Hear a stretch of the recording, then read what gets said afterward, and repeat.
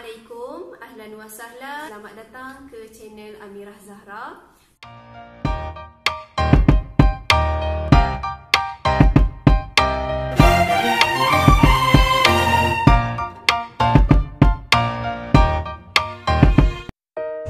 Assalamualaikum warahmatullahi wabarakatuh. Jadi kali ini kita akan bincangkan satu hadis yang berkaitan dengan tajuk mencari yang halal. Hadisnya berbunyi, An Nu'man bin Bashir radhiyallahu anhu qala Sami'tu Rasulullah sallallahu alaihi wasallam yaqulu Innal halala bayyinun wa innal harama bayyinun wa bainahuma mushtabihatun la ya'lamuhunna katsirun minan nas faman ittaqa asy-syubuhati istabra'a li dinihi wa 'irdihi wa man waqa'a fi asy-syubuhati waqa'a fil haram karra'i yar'a hawla al-hima yushiku an yarta'a fihi ala wa inna likulli malikin hima ala wa inna himallahi maharimuhu ala wa inna fil jasadi mudghah إذا صلحت صلح الجسد كله وإذا فسدت فسد الجسد كله ألا وهي القلب متفق عليه. Mari kita lihat satu persatu potongan hadis dan maksudnya. Potongan pertama, Innal halala bayyinun wa innal harama bayyinun. Sesungguhnya yang halal itu jelas dan yang haram itu jelas. Wa bainahuma mushtabihatun la ya'lamuhunna katsirun minan nas. Antara kedua-duanya terdapat perkara syubhah yang tidak diketahui oleh kebanyakan manusia. Faman ittaqa asy-syubuhati istabra'a li dinihi wa 'irdihi. Maka sesiapa yang menghindari perkara syubhah, dia telah membersihkan agama dan kehormatannya. Wa man waqa'a fi syubuhati waqa'a fil haram. Dan sesiapa yang terjerumus ke dalam syubhah, maka dia terjerumus ke dalam perkara haram. Karra'in yar'a hawla al-hima. Seperti pengembala yang mengembala berdekatan dengan kawasan larangan. Yushiku ayyarta'a fihi. Kemungkinan dia akan masuk ke kawasan larangan tersebut. Ala wa inna likulli malikin hima. Ketahuilah, sesungguhnya bagi setiap raja itu memiliki kawasan larangan. Ala wa inna himallahi maharimuhu. Ketahuilah, sesungguhnya kawasan larangan Allah itu ialah perkara yang haram. Ala wa inna fil jasadi mudghah. Ketahuilah, sesungguhnya dalam tubuh itu ada seketul daging. Idza salahat salahal jasadu kulluh. Jika daging itu baik, maka baiklah seluruh tubuhnya. Wa idza fasadat fasadal jasadu kulluh. Jika daging itu rosak, maka rosaklah seluruh tubuh. Ala wahiyal qalb. Ketahuilah bahawa daging itu ialah hati.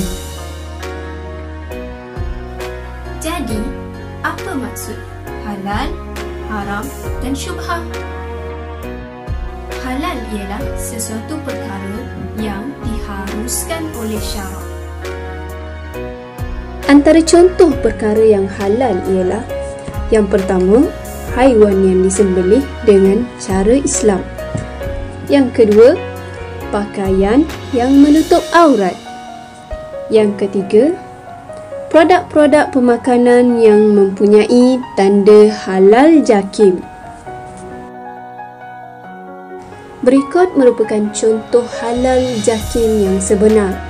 Yang pertama, ada perkataan Malaysia yang melengkung, ada bintang berbucu 5 di kiri dan kanan, ada perkataan halal dalam tulisan Jawi di tengah logo, ada tulisan Malizia dalam bahasa Arab, ada perkataan halal dalam tulisan Rumi di bawah tengah logo tulisan Jawi, ada bentuk bulat di luar, ada bintang berbucu 8 di bahagian tengah bulatan. Berikut merupakan logo-logo halal luar negara yang diiktiraf oleh JAKIM. Logo-logo ini anda boleh semak di laman web www.halal.gov.my.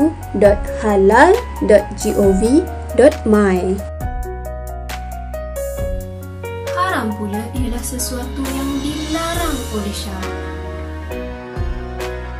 Antara contoh perkara yang haram ialah yang pertama, minum arak, yang kedua, makan babi, yang ketiga, mencuri pakaian ataupun sebarang perbuatan yang melanggar hukum syarak adalah haram. Syubhah ialah sesuatu yang tidak diketahui, halal ataupun haram. Antara contoh perkara yang syubhah ialah membeli produk makanan luar negara yang tidak mempunyai logo halal yang diiktiraf oleh JAKIM. Jadi, apa hikmahnya menjauhi perkara yang haram dan syubhah ini? Antaranya, menjaga kesucian dan kemuliaan agama kerana mematuhi segala perintah dan larangan Allah Subhanahu Wa Taala.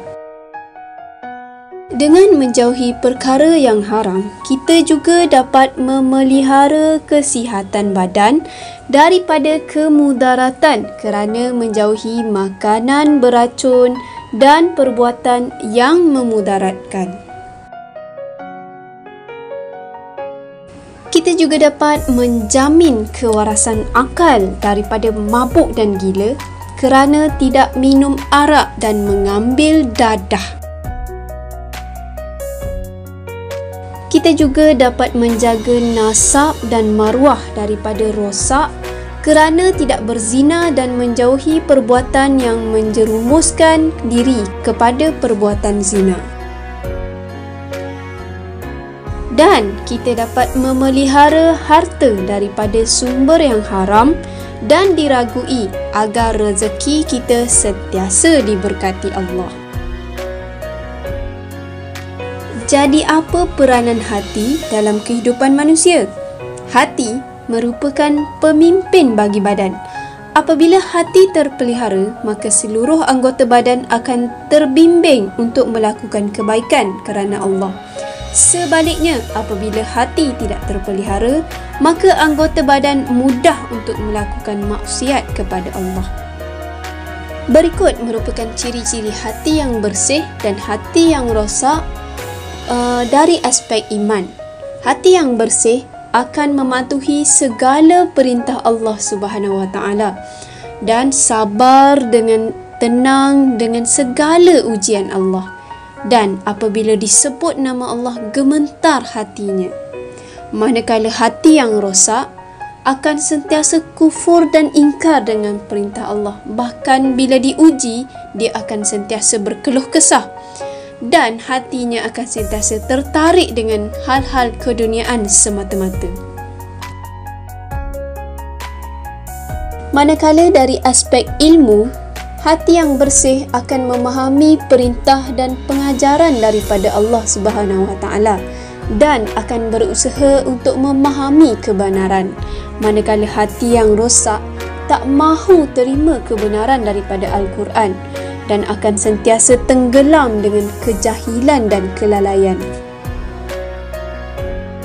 Berdasarkan hadis yang kita pelajari sebentar tadi, mari sama-sama kita menadah tangan kepada Allah Subhanahu Wa Taala, memohon doa supaya kita diberikan rezeki yang halal dan dijauhkan daripada yang haram. A'udzu billahi minasyaitonir rajim. Allahumma kfini bihalalika an haramik wa aghnini bifadlika amman siwak. Ya Allah, cukupkanlah diriku dengan kehalalan rezekimu dari yang engkau haramkan, dan kayakanlah diriku dengan kurniaanmu, bukan daripada meminta selain darimu. Amin ya Rabbal Alamin.